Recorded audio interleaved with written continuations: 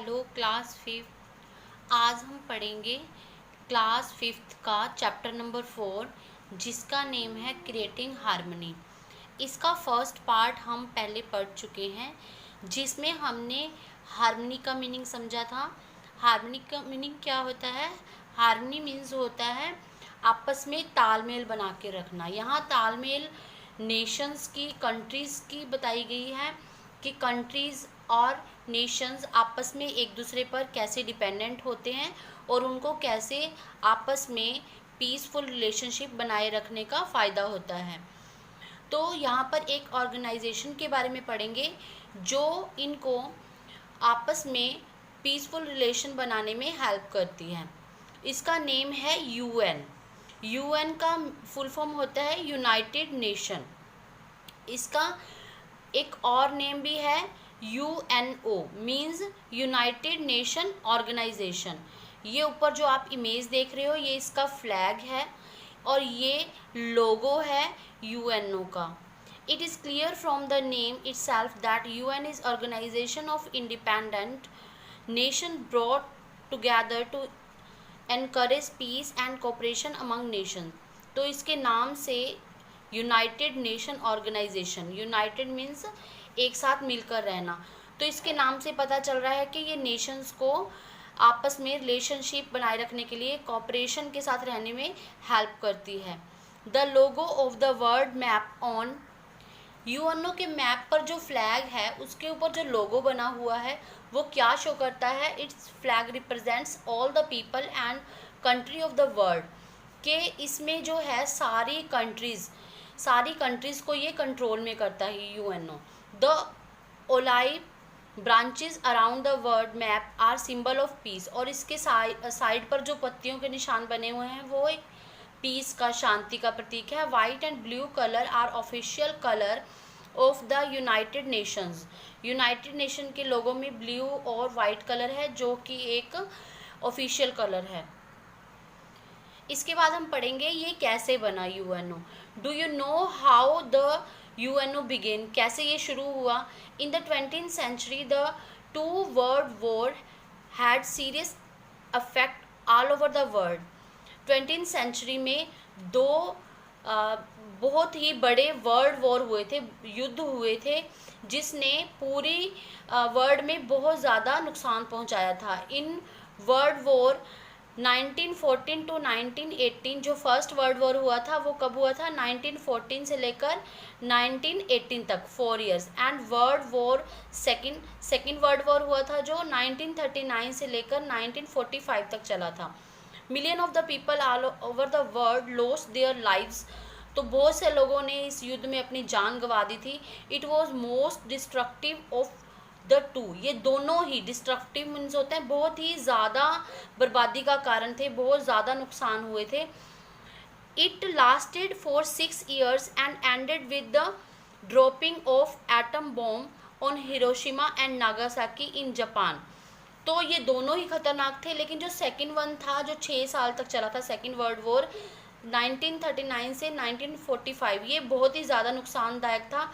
इसमें क्या हुआ था? हिरोशिमा और नागासाकी जो कि जापान की दो कंट्रीज़ हैं, इनके ऊपर बॉम्ब गिरा दिए गए थे। More than 1 lakh people lost their lives in each city. और इन दोनों सिटीज़, कौन से सिटीज़? हिरोशिमा और नागासाकी, इनमें लाखों लोग मारे गए थे। Many become homeless as their houses were destroyed. बहुत सारे लोग बेघर हो गए थे। होमलेस मीन्स बेघर हो गए थे क्योंकि उनके घर जो थे बॉम्ब गिराने की वजह से वहाँ पर सब कुछ डिस्ट्रॉय हो गया था।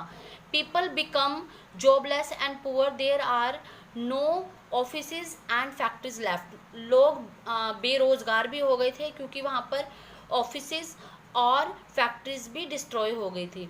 The crops in the fields and storehouses were also destroyed. Road, railway, cities had to be built again after the war was over. तो क्या हुआ था? जब ये युद्ध हुआ था तो सब कुछ स्पॉइल हो गया था। रोड, रेलवे, सिटीज़, ये सब एक बार दोबारा बनाना पड़ा था इनको। तो जब इतना सारा नुकसान हो गया सेकेंड वर्ल्ड वॉर के बाद, तो सोचा कंट्रीज़ ने कि कोई ऐसी संस्था होनी चाहिए, कोई ऐसी ऑर्गेनाइजेशन होनी चाहिए जो कंट्रीज़ को कंट्रोल में रखे ताकि आगे से वॉर ना हो सके। तो 24 अक्टूबर 1945 को 51 कंट्रीज़ ने मिलकर एक ऑर्गेनाइजेशन बनाई जिसका नाम हुआ यूएनओ, यानी कि United Nation organisation. India was one among them. जो 51 कंट्रीज़ इसमें भाग ले रही थी उसमें एक इंडिया भी था। Today the UNO has 193 member countries. आज इसमें 193 मेंबर कंट्रीज़ हैं और इसका हेडक्वार्टर कहाँ पर है? इसका हेडक्वार्टर यूएसए की सिटी न्यूयॉर्क में है। इसके बाद है एम ऑफ यूएन। जैसे हमने पहले आपको बताया है कि यूएन का क्या एम है। यूएन का एम है शांति बनाए रखना। The United Nation was mainly form to save the world from the devastating effects of the war. कि वॉर के जो बहुत बुरे प्रभाव होते हैं उनसे देश को बचाना। So the main aim of UN to keep world peace by stopping war and conflict, ताकि देशों में आपस में लड़ाई ना हो सके, युद्ध ना हो सके। तो यूएन इसके लिए क्या करता है? यूएन इसके लिए the UN send its peace keeping force to nation where there are war. जिस नेशन में युद्ध हो रहे होते हैं वहाँ पर अपनी एक आर्मी, एक फोर्स भेजता है शांति बनाए रखने के लिए, उनको वहाँ पर प्रोटेक्ट करने के लिए। The piece keeping force is army soldiers from the member countries of the UN. तो कौन सी आर्मी के जो सैनिक होते हैं वो वहाँ पर पीसफुल बनाने के लिए, वॉर को ख़त्म करने के लिए, रोकने के लिए जाते हैं। जो कंट्रीज़ यूएन की मेंबर हैं उनके आर्मी के सोल्जर्स जाते हैं। इसके बाद कुछ और भी दिए हुए हैं यहाँ पर। Am the UN make sure that all country develop friendly relation with each other. कि जो कंट्रीज़ हैं उनके जो रिलेशंस हैं वो फ्रेंडली हों। It helps the countries work together to improve the lives of poor, uneducated and sick peoples. ये countries को हेल्प करता है, जिन कंट्रीज़ को ज़रूरत होती है हेल्प की, उनकी गरीबी दूर करने के लिए। जो अशिक्षित लोग होते हैं, जो पढ़े लिखे लोग नहीं होते, उनको शिक्षा प्रोवाइड करवाने के लिए, या फिर गरीब लोगों के लिए हॉस्पिटल वगैरह बनाने के लिए। It take care of basic human rights and freedom. ये लोगों के बेसिक राइट्स और उनकी स्वतंत्रता, फ्रीडम यानी कि आज़ादी की रक्षा करते हैं। The aim and principle of UN have been explain in a document. जो इनके एम है, यूएन के एम, इनके प्रिंसिपल, जो ये दूसरे देशों के शांति बनाए रखने के लिए एक सिद्धांत बनाते हैं, कोई रूल्स बनाते हैं, उनको एक डॉक्यूमेंट्स में रखा जाता है। उस डॉक्यूमेंट का नेम है, क्या नेम है?